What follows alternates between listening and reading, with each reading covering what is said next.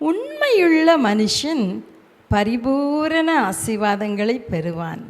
நீதிமொழிகள் 28:20.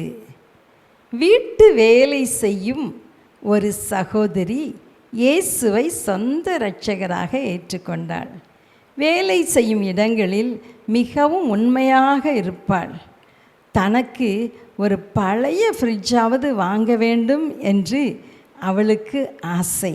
ஆனால் அதற்கு கூட அவளிடம் பணம் இல்லை. ஆனால் ஒரு நாள் ஒரு சகோதரி அவர்கள் வீட்டில் புது ஃப்ரிட்ஜ் வாங்கினதினால் தனது பழைய ஃப்ரிட்ஜை அவளுக்கு இலவசமாக கொண்டு வந்து கொடுத்தார்கள். அதேபோல் கேஸ் ஸ்டவ் வைத்திருந்தாள். ஆனால் கேஸ் கனெக்ஷன் இல்லை. இன்னொரு சகோதரி அவளுக்கு இலவசமாக கேஸ் புக் பண்ண உதவி செய்து அவர்களே பணம் கட்டி சிலிண்டர் வாங்கி கொடுத்தார்கள். அவளின் கொஞ்ச வருமானத்திலும் 1/10 அல்ல 4/1 ஊழியத்துக்கு கொடுத்து விடுவாள். ஆனால் தேவன் அவளது அத்தனை தேவைகளையும் அற்புதமாய் சந்திக்கிறார். அவருடைய பிள்ளைகளையும் அவளையும் அழகாக உடுத்து வைக்கிறார்.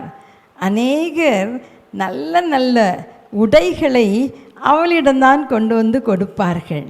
அவள் சொன்ன சாட்சி, கடன் இல்லாதபடி வாழ்கிறேன், தேவன் என்னை அதிகம் ஆசீர்வதித்திருக்கிறார் என்பதே. அருமையானவர்களே, கொஞ்சத்தில் உண்மையுள்ளவன் அநேகத்திலும் உண்மையுள்ளவனாய் இருக்கிறான் என்று வசனம் சொல்லுகிறது. கொஞ்சத்திலே அநீதி உள்ளவன் அநேகத்திலும் அநீதி உள்ளவனாய் இருக்கிறான்.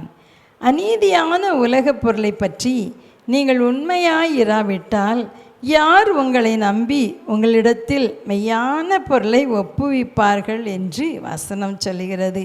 கொஞ்சத்தில் நம்ம உண்மையாக இருக்கும்போது கர்த்தர் நம்மையும் நம் குடும்பத்தையும் ஆசீர்வதிக்க வல்லமையுள்ளவராக இருக்கிறார்.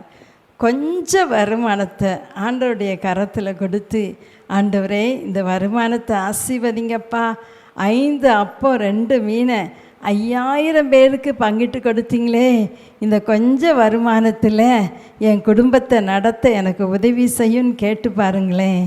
ஆண்டவர் உங்கள் குடும்பத்தை அழகாய் ஆசீர்வதிப்பார். ஜெபிக்கலாமா? எங்களை நேசிக்கிற எங்கள் அன்பின் தகப்பனே, ஆண்டவரே, நீர் எங்களை ஆசீர்வதிக்கிற தேவனப்பா. உண்மையுள்ள மனுஷன் பரிபூரண ஆசீர்வாதங்களை பெறுவான் என்று சொன்னீங்களே. எங்கள் வேலையிலும் ஆண்டவரே, எங்களுடைய குடும்பத்திலும் எங்களுடைய எல்லா காரியங்களிலும் நாங்கள் உண்மையாக இருக்கும்போது நீர் பரிபூரண ஆசீர்வாதங்களை கொடுக்கிறவரப்பா.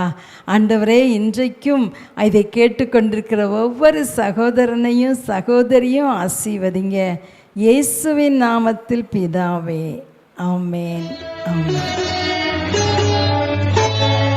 உத்தமமாய் முன் செல்ல உதவி செய்யும் யெகோவா, ஊக்கமதை கைவிடாமல் காத்து கொள்ள உதவும். ஊக்கமதை கைவிடாமல் காத்து கொள்ள உதவும். உத்தமமாய் முன் செல்ல உதவி செய்யும் யெகோவா.